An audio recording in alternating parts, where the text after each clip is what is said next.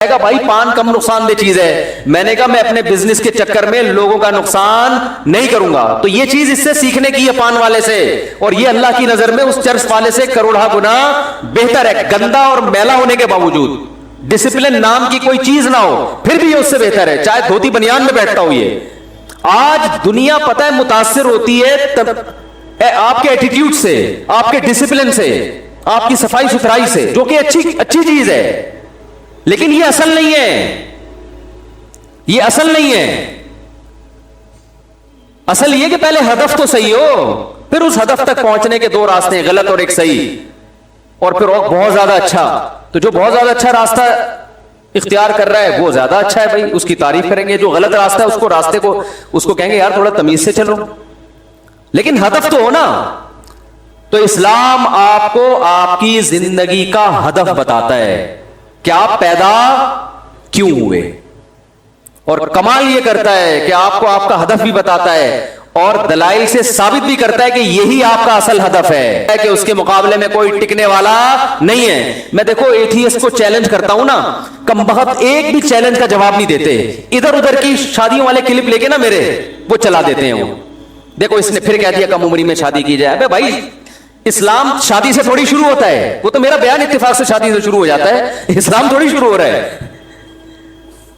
تو میرے بیان پہ اعتراض کرو کہ مفتی صاحب کا بیان شروع ہی 4 شادیوں سے ہو رہا ہے, یہ قابل اعتراض بات ہے, لیکن اسلام تھوڑی اس سے شروع ہو رہا ہے. اسلام تو پہلے توحید کے عقیدے سے شروع ہوتا ہے, پھر اس میں جو ہے نا وہ بت پرستی کی مخالفت ہے, پھر انسان کو انسانوں کی غلامی سے نکال کے اللہ کی غلامی. ایسا انسانوں کو اسلام نے انسانوں کی غلامی سے نکالا ہے کہ ہٹو بچوں, دنیا میں جتنے لبرل لوگ ہیں نا آپ کو حکومتوں کے غلام بنا رہے ہوتے ہیں, آپ کو انسانوں کے غلام بنا رہے ہوتے ہیں, آپ کو باس کا غلام بنا رہے ہوتے ہیں. اسلام آپ کو ان تمام غلامیوں سے آزاد کر. ارے آپ کو ماں باپ کا غلام نہیں بنا رہا ہے بھائی, جو سب سے بڑے حقدار ہیں. کسی کی فرما برداری کرنا, کسی کے احسانات کا بدلہ چکانا یہ الگ چیز ہے, اس کا غلام بن جانا الگ چیز ہے. غلامی سے نکال رہا ہے. تبھی باپ کو سجدہ کرنے کی اجازت نہیں ہے, ماں کو سجدہ کرنے کی اجازت نہیں ہے. اور ماں باپ کو بھی کہا کہ انسان کے جو بنیادی حقوق ہیں ان میں آپ کو بھی اپنی اولاد کے حقوق میں بھی دخل اندازی کی اجازت, بولو نا بھائی, نہیں ہے. تو ہاں ان کے احسانات زیادہ ہے, تو احسان فراموشی اچھا کام نہیں ہے. تو میرے بیانات میں نا ملحد لوگ جو ہے نا وہ شادیوں وادیوں کا ٹاپک نکال کے 4 شادیاں بچوں کی یہ نکال کے نا پھر کلپ بناتے ہیں. میں کتنے عرصے سے چیلنج کر رہا ہوں ملحدین کو جو اللہ کو نہیں مانتے کہ یار یہ جو چائنا کی ٹوپی آپ نے پہنی ہوئی ہے اس میں ایک مینجمنٹ ہے نا, تانے بانے ہیں, ارب سال گزر جائیں ایسی ٹوپی خود سے وجود میں نہیں آ سکتی. تو جس کھوپڑی پہ یہ ٹوپی رکھی ہوئی ہے وہ کھوپڑی کہاں سے خود سے بن گئی, اور وہ کھوپڑی بے جان نہیں بن سکتی جس میں 2 آنکھ 2 کان اور ناک اور زبان ہو. تو ایسی کھوپڑی جس میں 2 آنکھیں فٹ ہو گئی دیکھنے والی, 2 کان فٹ ہو گئے سننے والے, زبان فٹ ہو گئی بولنے اور چکھنے والی, ناک فٹ ہو گئی سونگنے والی, ایسی کھوپڑی اتفاق سے کیسے بن گئی؟ کمال کی بات ہے. یہ ملحد کبھی اس کے دلائل نہیں دے گا کہ یہ چائنا کی ٹوپی اتفاق سے بن سکتی ہے, لیکن جو کھوپڑی یہ ٹوپی پہن کے گھوم رہی ہے اس کو ٹوپیاں کرا رہا ہے کمبخت, ٹھیک ہے نا, اور اسی کھوپڑی سے کرا رہے جو کھوپڑی اللہ نے بنائی ہے. یہ بھی نہیں دیکھتا کہ میں جو اتنا سوچ رہا ہوں نا یہ خود سے نہیں بن گیا, یہ دماغ کیسے فٹ ہو گیا, یہ خود بخود کیسے فٹ ہو گیا بھائی اس کھوپڑی کے اندر. اتنا ذہین دماغ جو آج تک اپنے آپ کو ڈیفائن نہیں کر سکا ہے کہ میں ہوں کیا. ان چیلنجوں کا جواب ان کمبختوں کے پاس نہیں ہے, ادھر ادھر کی پھینکتے رہ گئے. وہ آئنسٹائن نے یہ کہہ دیا تھا, وہ ایسی تھیوریز میں آپ کو ڈالیں گے بھرم بازی کے لیے. حالانکہ سائنسدانوں میں بھی اکثر خدا کے وجود کے قائل ہیں, خود آئنسٹائن بھی خدا کے وجود کا قائل تھا.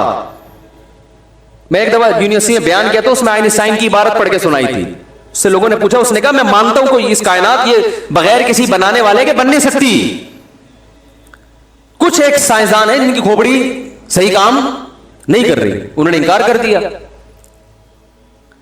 تو اور ظاہر ہے جیسے ڈاکٹروں میں 1 نمبر بھی ہوتے ہیں 2 نمبر بھی ہوتے ہیں, مولویوں میں بھی 1 نمبر بھی ہوتے ہیں 2 نمبر بھی ہوتے ہیں, سیاستدانوں میں 1 نمبر بھی 2 نمبر بھی, حکیموں میں 1 نمبر بھی 2 نمبر بھی, تو سائنسدانوں میں بھی 1 نمبر بھی ہوتے ہیں اور 2 نمبر بھی ہوتے ہیں. یہ کوئی ایسا نہیں ہے دنیا میں کہ سائنسدان کی زبان سے نکلے ہوئے الفاظ وہ جناب ایسے خوبصورت الفاظ ہیں کہ اب وہ انسانیت کے لیے مشعل راہ بن گئے اور اب اس کو کوئی چیلنج نہیں کر سکتا. اور بار بار یہ بات میں ریپیٹ کرتا ہوں, ڈاروین کی تھیوری یہ تھیوری ہے, یہ ریسرچ نہیں ہے. یہ سائنسدان خود مانتے ہیں کہ نظریہ ہے کہ اگر خدا کو نہ مانا جائے تو پھر شاید ایسے بنی ہوگی کائنات. اگر بالفرض نہ مانا جائے اللہ کو تو پھر شاید ہو سکتا ہے اس طرح بنی. یہ ریسرچ ہی نہیں ہے. جو ریسرچ نہیں ہے اس کو اٹھا کے آپ نے ساری دنیا پہ تھوپ دیا اور خدا کا انکار کر کے انسانوں کو درندہ بنا دیا. کیونکہ آپ اپنی ڈکشنری سے اگر خدا کو نکال دو گے تو پھر صرف خدا نہیں نکلے گا, خدا سے متعلق جتنے احکام ہیں وہ سارے ختم. خدا نکل گیا تو اس کا مطلب اسلام گیا, قرآن گیا, رسول گئے, سارے پیغمبر, تعلیمات, سب. انسان جب اتفاق سے وجود میں آیا ہے تو اتفاق سے بنی ہوئی چیزوں کا کوئی ویژن بولو نا نہیں. وہ تو گدے گھوڑوں کی طرح زندگی گزارتے ہیں. صبح اٹھے جدھر منہ مار لو جا کے, بس عیاشی عیاشی عیاشی عیاشی عیاشی, عیش و عشرت. اور جب بڑھاپے میں عیاشی کا ٹائم مارکیٹ سے شارٹ ہونا شروع ہوتا ہے, ختم, تو پھر ڈپریشن. اکثر تو ان میں آپ کو پتہ ہے رپورٹ ہے کہ خودکشی کرنے والوں میں زیادہ تر ایتھیسٹ ہوتے ہیں. اور یہ لبرلزم جو پھیل رہا ہے نا ہمارے معاشرے میں, جو ہمارے نوجوان لڑکے لڑکیاں ان پروفیسروں سے متاثر ہیں جو اسلام کے خلاف باتیں کرتے ہیں, ان کو میں آپ کو ایک بات بتا دوں کہ آخرت تو تباہ ہوگی, آپ کی دنیا کا بیڑا غرق سب سے پہلے ہوگا. دنیا میں اس سے بڑی انسان کو ڈپریشن نہیں ہے کہ وہ اللہ کا انکار کر دے. اس کے بعد جو لائف گزرتی ہے نا, کیا کریں, بات سے بات نکلتی ہے. قیام و طعام چل رہا ہے نا, ہوٹل والا بعض دفعہ رائتا بھی لے آتا ہے, چٹنی بھی لے آتا ہے, تو قیام و طعام میں تو ہوتا رہتا ہے. وہ ایک دفعہ میں اکثر یہ واقعہ بتاتا ہوں, ایک صاحب کانچ کے برتن بیچ رہے تھے اور پوٹلے میں بند کر کے, جیسے گلی میں ہوتے ہیں نا, پھر رہے ہوتے ہیں. تو ایک صاحب کی عادت تھی جب بھی کسی چیز کے بارے میں پوچھتے تھے یہ کیا ہے تو ٹھوکر مار کے پوچھتے تھے. تو اس بیچارے بیوپار نے وہ کانچ کے برتن نیچے رکھے, سیٹ صاحب نے کہا کہ رکھ دو. اس کو نہیں پتا تھا سیٹ صاحب کو کہ اس کے اندر کانچ ہے. تو ٹھوکر ماری, بولا یہ کیا ہے, کہتے ہے نہیں تھا, ہے نہیں تھا, ختم, اب کچھ بھی نہیں ہے. تو بات کیا چل رہی تھی؟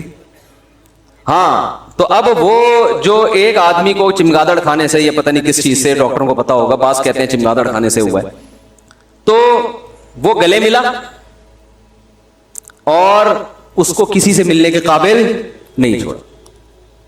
لیکن اس کو بھی تو بعد میں پتا چلا, 15 دن بعد پتا چلا ہوگا مجھے کورونا ہو گیا, تو وہ بھی 20-25 لوگوں سے گلے ملا, اور جو جس سے ملتا رہا ہوتے ہوتے آج پوری دنیا میں کورونا پھیل گیا ہے. تو بالکل اسی طرح لوط علیہ السلام کی قوم سے پہلے ہزاروں سال تک لڑکوں سے بدفعلی کا کوئی تصور تھا ہی نہیں. لوگ جانتے ہی نہیں تھے یہ بھی کوئی چیز ہے.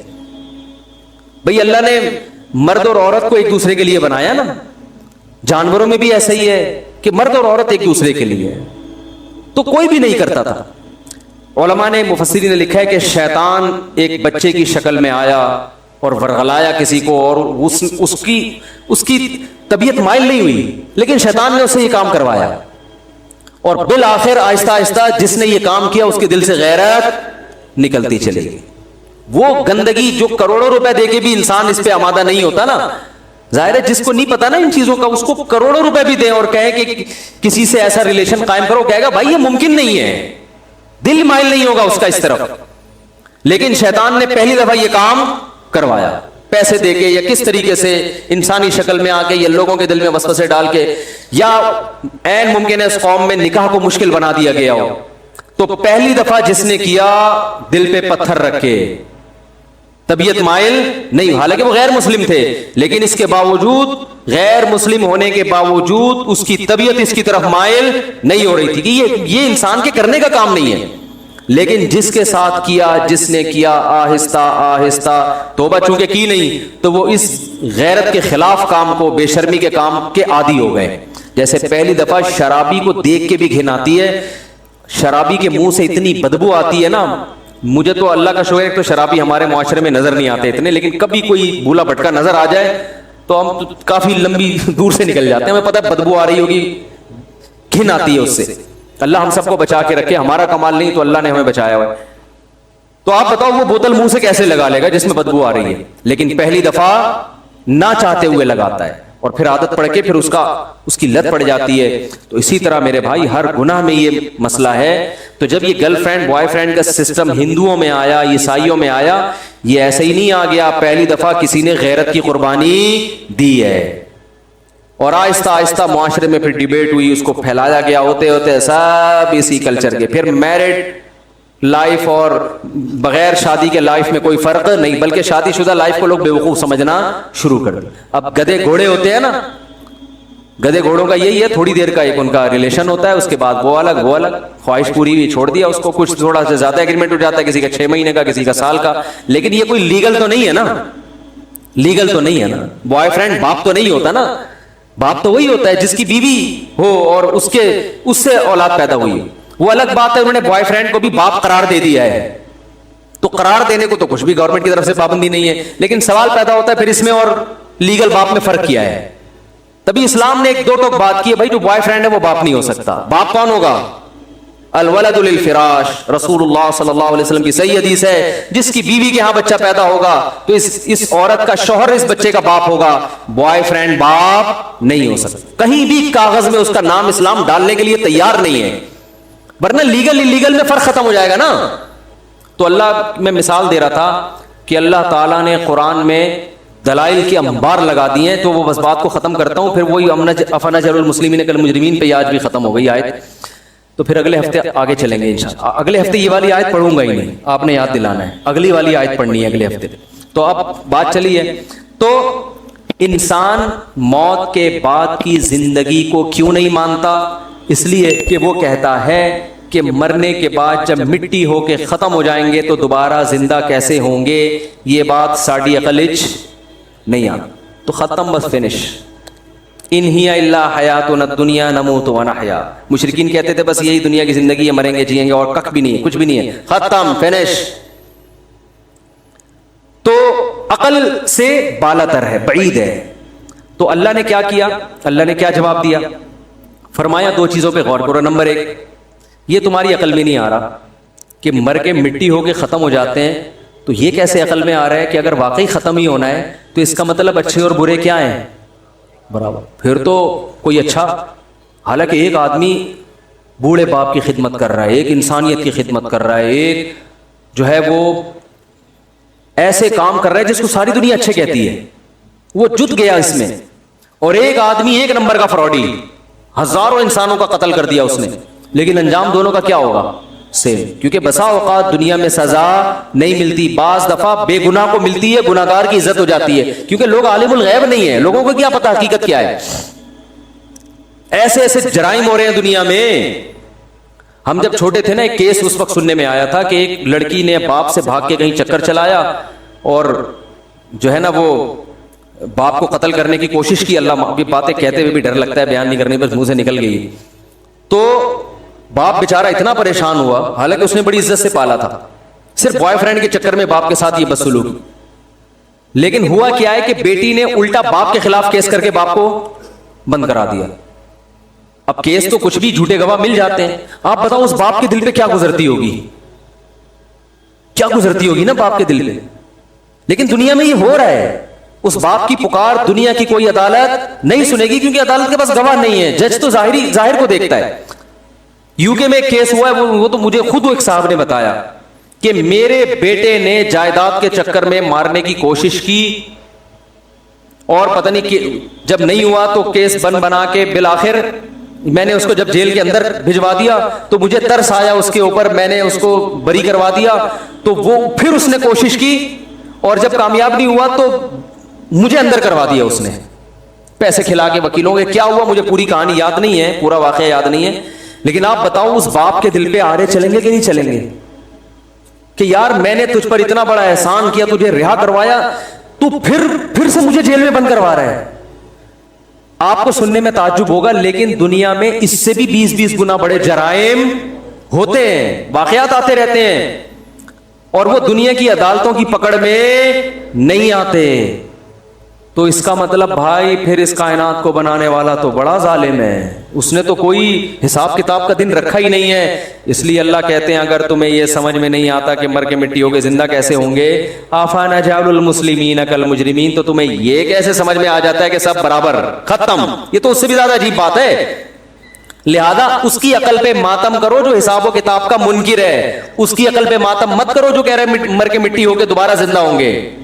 دوسری بات، یہ جو تمہیں عجیب لگ رہا ہے کہ مر کے مٹی ہو کے دوبارہ زندہ کیسے ہوں گے، تو اگر کائنات میں تم غور کرو گے تو یہ قابل عجیب چیز تمہیں عجیب لگے گی نہیں، اس لیے کہ اس سے زیادہ عجیب کام ہم کر چکے ہیں، مٹی سے بنا کے دوبارہ مٹی بنا چکے ہیں تمہیں، منہا خلقناکم، اسی مٹی سے بنایا، تو عجیب کام تھا کہ نہیں تھا؟ ابے دیکھو کیسے ہوتا ہے نا، ماں سے بچہ کیسے پیدا ہوتا ہے، کچھ نہ کوئی آنکھ ناک سب کچھ پیدا ہو کے باہر آ کے دودھ بھی پی رہا ہے، پھر ہنس رہا ہے، کھیل رہا ہے، پھر چلتا پھرتا، عجیب۔ اور پھر کوئی کہہ سکتا ہے یہ دوبارہ مٹی ہو جائے گا؟ وہ تو ہم دیکھ رہے ہیں نا، اس لیے کہہ رہے ہیں۔ پھر دوبارہ کیا کر دیا؟ مٹی۔ تو اللہ فرماتے ہیں جو مٹی سے بنا کے مٹی کر سکتا ہے وہ دوبارہ کیوں نہیں بنا سکتا؟ کوئی ٹینشن لینے کی بات نہیں ہے، یہ کوئی عجیب چیز نہیں ہے، غور کرو گے تو عجیب رہے گی نہیں۔ تو کیسے دلائل دیے؟ تو عقل مندوں کی سمجھ میں یہ دلائل آ جاتے ہیں، احمق اور بے وقوف جو شہوت پرست ہیں، جو چاہتے ہیں ہماری عیاشی میں خلل واقع نہ ہو، ان کی سمجھ میں یہ باتیں نہیں آتی، وہ انکار ہی کرتے رہتے ہیں۔ تو اللہ تعالیٰ ہماری عقل کو بصیرت دے، ہماری عقل کو صحیح استعمال کرنے کی ہمیں توفیق دے۔ جلدی جلدی مسائل دے دیں۔